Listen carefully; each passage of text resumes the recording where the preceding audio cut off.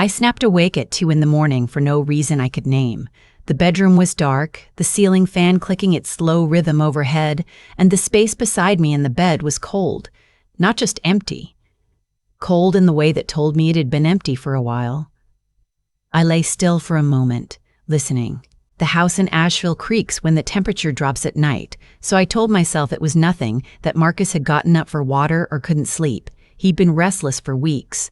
I'd noticed it the same way you notice a picture hanging slightly crooked on the wall. Something in your peripheral vision that nags at you even when you're not looking directly at it. Then I heard the back door close. Not slam. Close. Carefully, quietly, the way you close a door when you don't want anyone to know you're leaving. I got up and crossed to the window without turning on the light. Our property backs up to a stretch of woods at the edge of the Swannanoa Valley. Dense pines and old oaks that go dark as ink after sundown. The motion light over the garage had clicked on, throwing a pale cone across the driveway.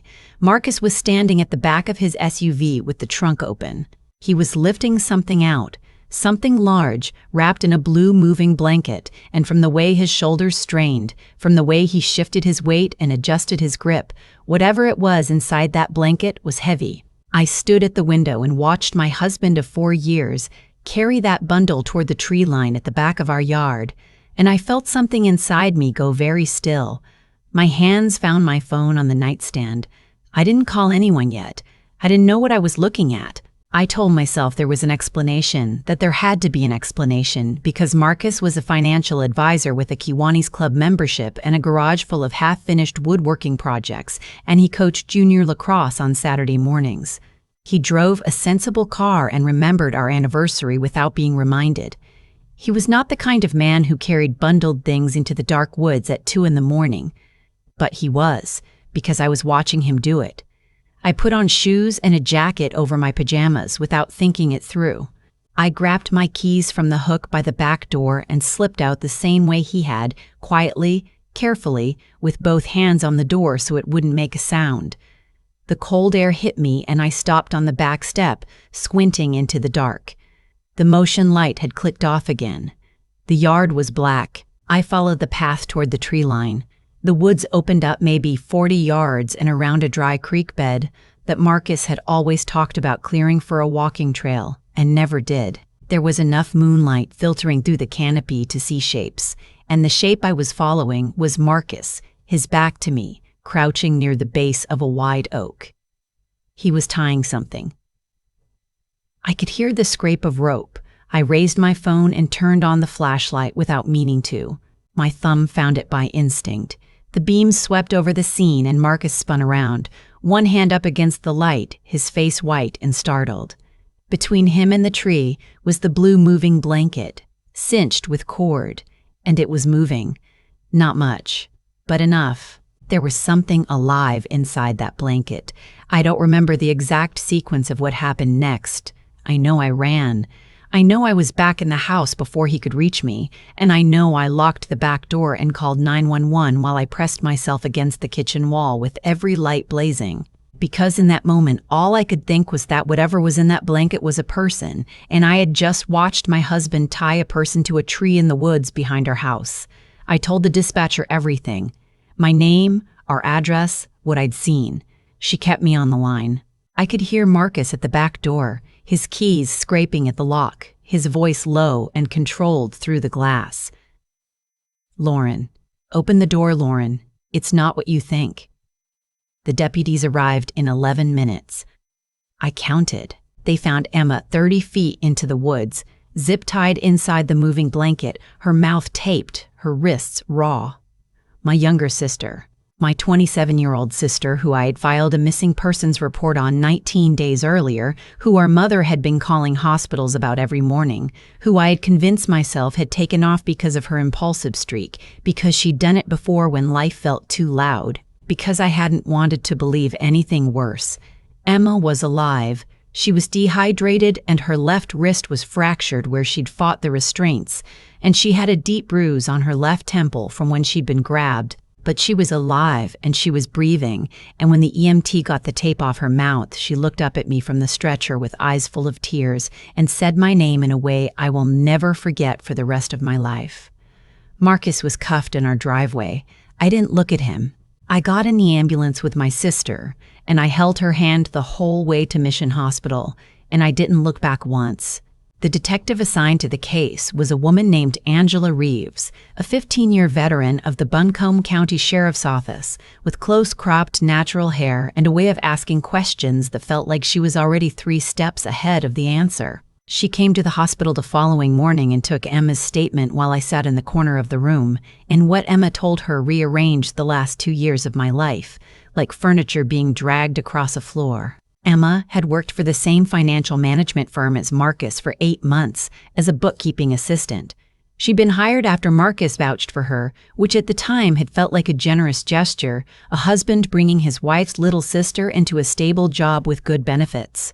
What I didn't know was that Emma had started noticing things in the accounts, small inconsistencies at first, transfers that didn't match the documentation, client funds cycling through a holding account that had no corresponding investment activity. She'd brought it to the firm's compliance officer in early November, and the compliance officer had passed it along to the SEC regional office.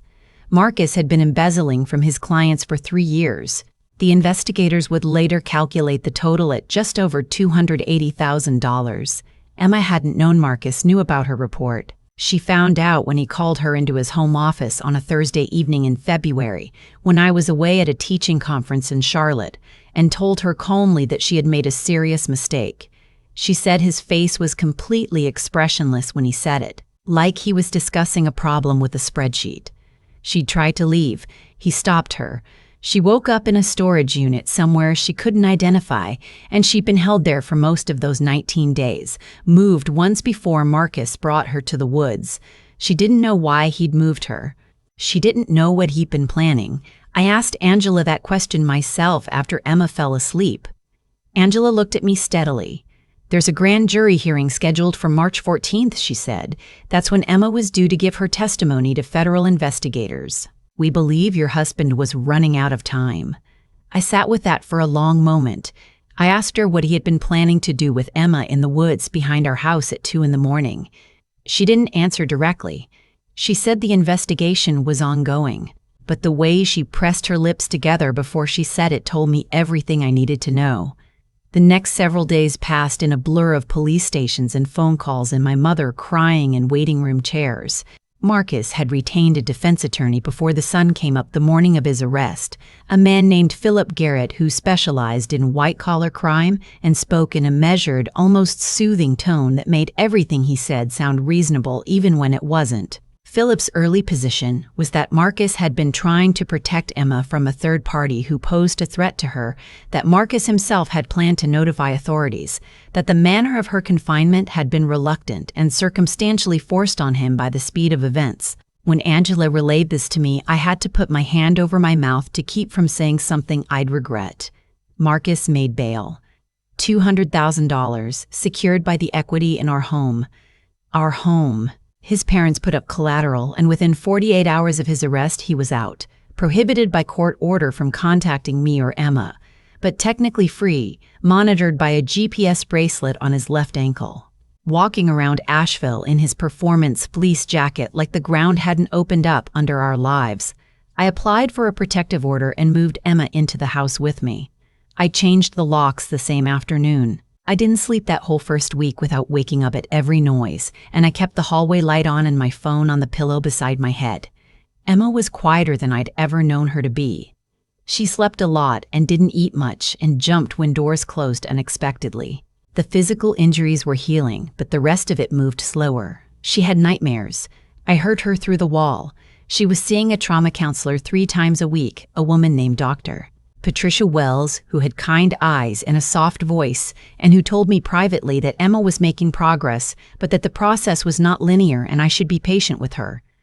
I am her sister. I have always been patient with Emma. But there was something Emma wasn't telling me. I felt it the way you feel a shift in weather, a change in air pressure before the storm arrives. There were moments when I'd come into the kitchen and she'd be sitting at the table with her hands wrapped around a coffee mug, staring at the backyard, and when she heard me, she'd look up and something would pass across her face. Not exactly guilt, but something adjacent to it. I didn't push. I waited. It was Angela who called me on a Tuesday morning, 3 weeks after the arrest, while I was sitting in my car in the school parking lot before first bell. "Lauren, I need to come see you today. Something's come up." Her voice was careful in a way that made the back of my neck prickle. She arrived at 4 o'clock with a manila folder. She sat down across from me at the kitchen table, and she opened the folder, and she set 3 photographs in front of me. The first was a bank statement, a joint savings account opened 18 months ago in Asheville in the names of Marcus James Hayes and Emma Christine Daly. I stared at my sister's name beside my husband's, and I felt the blood leave my face. The second photograph was a text message exchange, screenshots running across 2 pages. Marcus's number, Emma's number, messages going back 22 months. Most of them were professional, about the job, about accounts, but there were others. About dinners, about conversations, about things I didn't want to read. The third photograph was from a hospital record. Angela let me read it before she said anything. Emma had been admitted to Pardee UNC Healthcare in Hendersonville 14 months ago for a 12-week prenatal visit. She had listed no father on the intake form. She had discontinued care at 16 weeks according to the follow-up notes in the record. There was no subsequent delivery record in the county system. The silence in my kitchen was so complete I could hear the refrigerator hum. I looked up at Angela. "Where is the baby?" I said. It didn't come out as a question. Angela put her hands flat on the table. "We've been working with social services since yesterday. A private adoption was arranged through an attorney in Flat Rock 14 months ago. The child, a boy, was placed with a foster family in Henderson County. He was never formally adopted. The case has been flagged and social services is reviewing the placement now." "How old is he?" I said. "He turned 1 in October," Angela said. "His name is Caleb." I couldn't speak for a moment. I pressed my hands together under the table so Angela wouldn't see them shaking. "Why," I finally said, why would either of them?" Angela's expression was careful.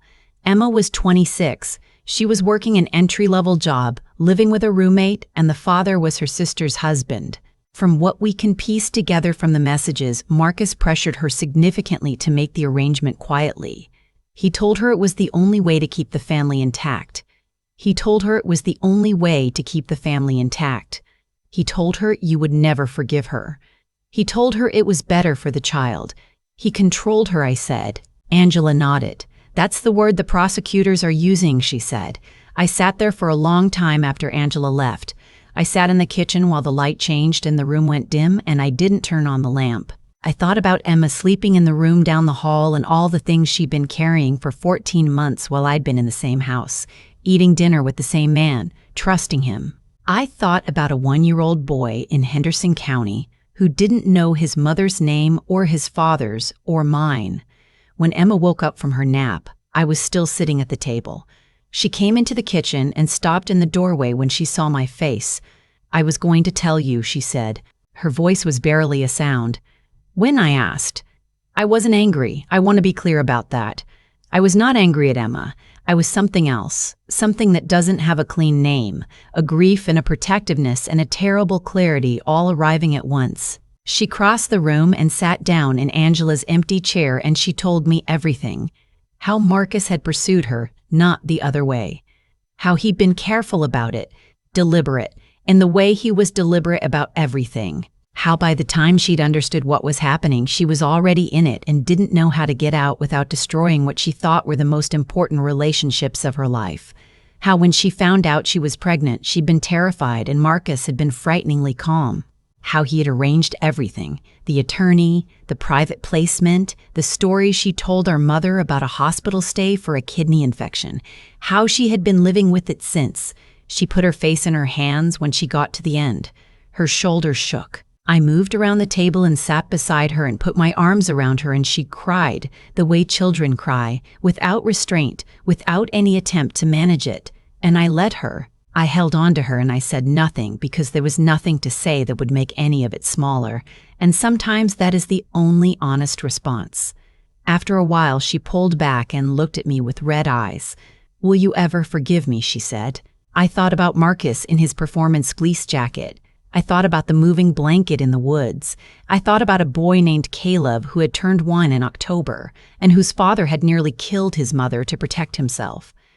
"None of this is yours to be forgiven for," I said. "He did this, not you." The federal investigation moved faster than the state case. The SEC had been building their file for months before Emma disappeared, and her abduction accelerated the timeline considerably. By the end of March, Marcus was facing charges that had grown into something Philip Garrett's measured tone could no longer smooth over: embezzlement, wire fraud, obstruction of justice, kidnapping, and conspiracy to commit murder. Because what the investigators found when they obtained Marcus's phone records was a series of encrypted messages to a man named Daniel Price. Daniel Price was 34 years old, worked irregular construction jobs, and had a prior conviction for armed robbery that he'd served 4 years for before his release 2 years ago. He had been paid $12,000 in 3 wire transfers routed through a shell account Marcus had opened in his mother's maiden name. The first transfer was from November. The second was from January. The third went out on February 28th, 4 days before Emma disappeared. Daniel had been the one who grabbed Emma from the parking lot of a Trader Joe's on a Wednesday afternoon. He was the one who had held her in the storage unit off the Old Fort Highway for most of those 19 days. He had been the one moving her when the storage unit operator started asking questions about the lease. Angela called me when they arrested Daniel. He'd been staying in a motel in Morganton, 40 miles east, and he'd walked out to his truck at 7 in the morning to find 3 sheriff's vehicles blocking him in. "There's something else," Angela said. "Something I need to tell you in person." I met her at the station the following afternoon.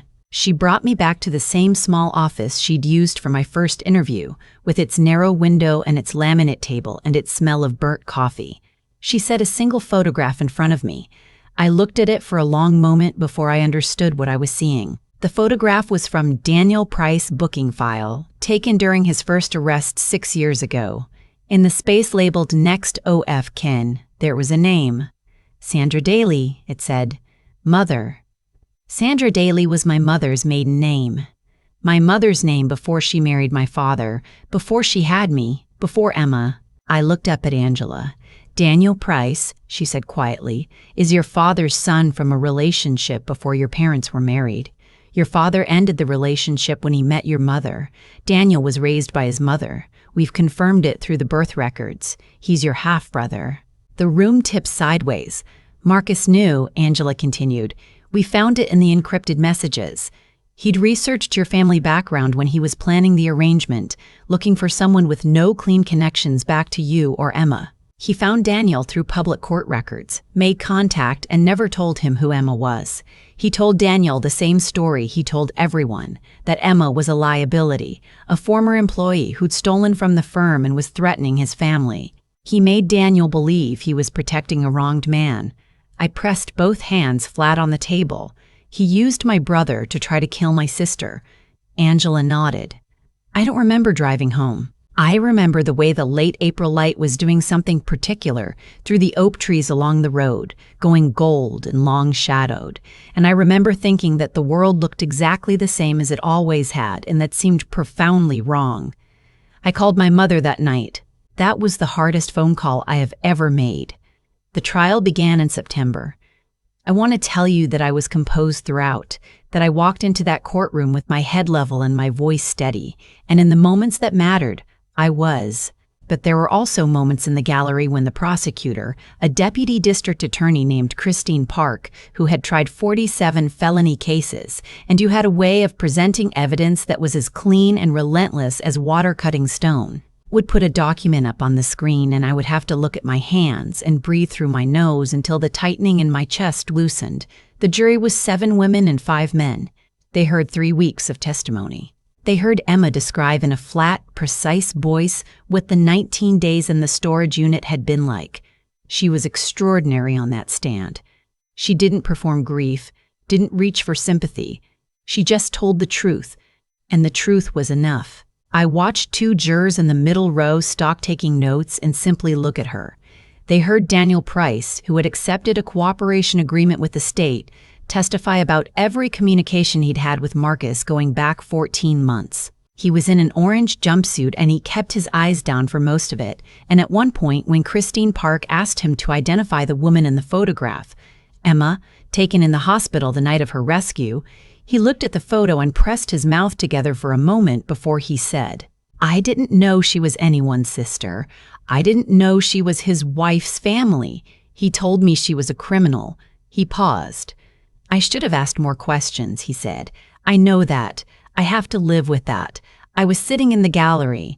Emma was beside me. She was very still." They heard financial testimony from a forensic accountant who had reconstructed Marcus's embezzlement over 47 methodical minutes using charts and account statements that reduced $280,000 of other people's money into a series of columns that Marcus had been quietly emptying for 3 years.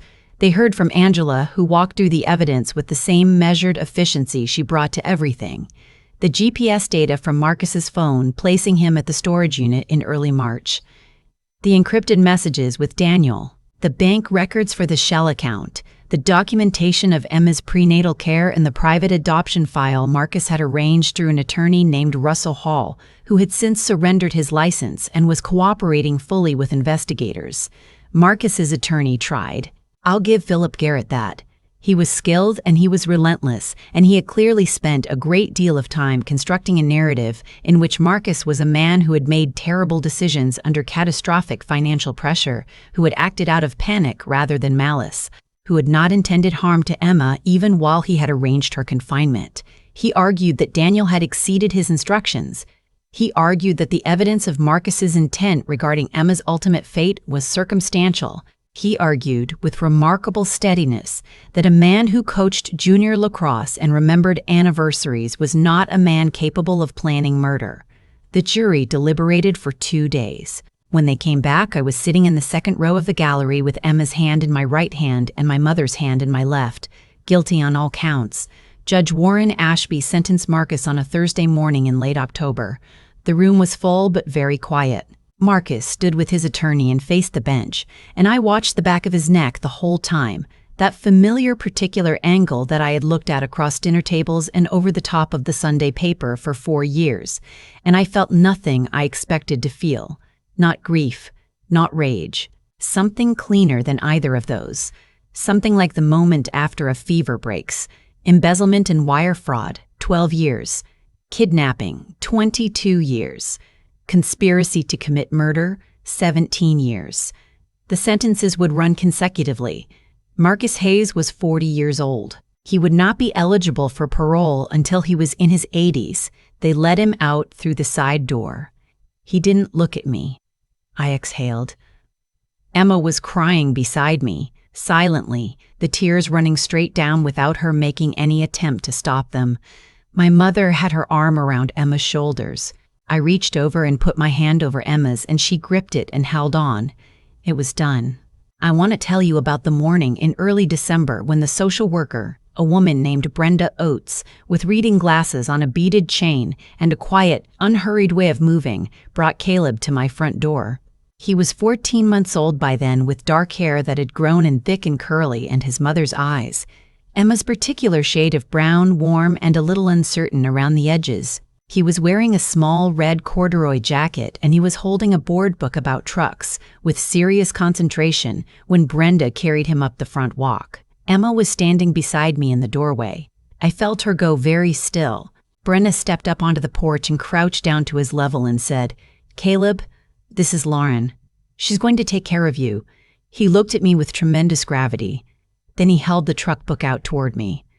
I took it with both hands, carefully, as if it were something breakable. "Truck?" he said. It was the first word I ever heard him say. "Yes," I said. "Truck." Emma laughed. I don't think either of us expected it, that sound in that moment. But it came out of her, this warm, startled laugh, and Caleb looked at her with great interest, and she leaned down and said, "Hi." And he studied her face for a long moment with the profound concentration of small children. He reached up and patted her cheek with one open hand. It is June now, and the Swannanoa Valley has gone full green, and the evenings are long and warm, and sometimes I sit on the back porch with a glass of iced tea and watch Caleb in the yard, while Emma reads in the chair beside me, and I cannot articulate what this ordinary evening feels like after everything that preceded it. I lack the vocabulary. It feels like something that exists beyond words. Emma is doing better. She has good days and harder days, but the harder days come less often now. She goes to her counselor often now. She has a small apartment 2 miles from my house, and she comes for dinner 3 nights a week, and on Sunday mornings we take Caleb to the farmer's market, and he greets every dog we pass with the same open-handed reverence he turned on Emma that first day. He has an opinion about every food he encounters, and he communicates it directly and without apology. He is stubborn in the most recognizable way. Emma's stubbornness, which is not Marcus's at all, and it makes me love him without reservation. I am in the process of formally adopting Caleb. The hearing is in August. Emma is listed as the birth mother of record, and she and I have already talked, many times, and honestly, about what we will tell him when he is old enough to understand. We won't hide the difficult parts. We'll tell him the truth in the way children can receive it. Gently, with context, with the understanding that none of what happened to him was caused by him, and that the people who love him were fighting for him even before he knew we existed. His father is in prison. That is a fact he will grow up with, and we will help him carry it. Last month, Daniel Price wrote me a letter, a handwritten letter, 6 pages, forwarded to me through Angela. He apologized in specific terms, not general, not vague, but specific, sentence by sentence, for each thing he had done. He asked nothing in return. He said he'd read that I was seeking to adopt Emma's son and that he hoped I was able to. He said, "I know I'm in no position to ask anything of you, but if you ever want to write back, I'll be here. I've read it 4 times. I'm still deciding." My father had a son I didn't know about. A man who was 34 years old and had lived his whole life at a distance from a family he had never been part of. Whatever he had done, and what he'd done was serious, and he was serving his sentence for it, and I do not minimize that. He had also been lied to by the same man who had lied to me, shaped by the same calculated manipulation into a role he hadn't fully understood. That is not an excuse, but it is a fact. I think about him sometimes. I have learned in the past 1.5 years that the people we thought we knew are sometimes strangers wearing familiar faces. I have learned that love can be used against you, that trust is the softest point of entry for someone who means you harm. I married a man who wore the appearance of goodness so convincingly that I spent 4 years living inside a lie, and never once, not once, felt the edges of it. But I have also learned that the people we thought we'd lost sometimes find their way back. Emma is still here. Caleb is here. My mother calls every morning. Angela came to Caleb's birthday party in October and brought him a stuffed black bear and a look on her face when he opened it that told me she'd been to a store and stood in the toy aisle for a while. There are things that cannot be recovered. I know that. There are losses that don't resolve. But there are also ordinary June evenings with iced tea and grass and a small boy who greets every dog with open hands, and those evenings belong to me now in a way I don't think I understood was possible until I almost lost everything. I am 29 years old. I have a son and a sister and a house with a back porch that faces the tree line, and every morning I open the door and the light comes through the pines and it is mine. I fought for it. It is mine. If this story has touched you in any way, please leave a comment below. Have you ever found strength you didn't know you had in your darkest moment? I'd love to hear from you. Don't forget to share this video with someone who might need it today, and subscribe to Her Dark Revenge so you never miss our next story. We'll see you next time. Stay safe.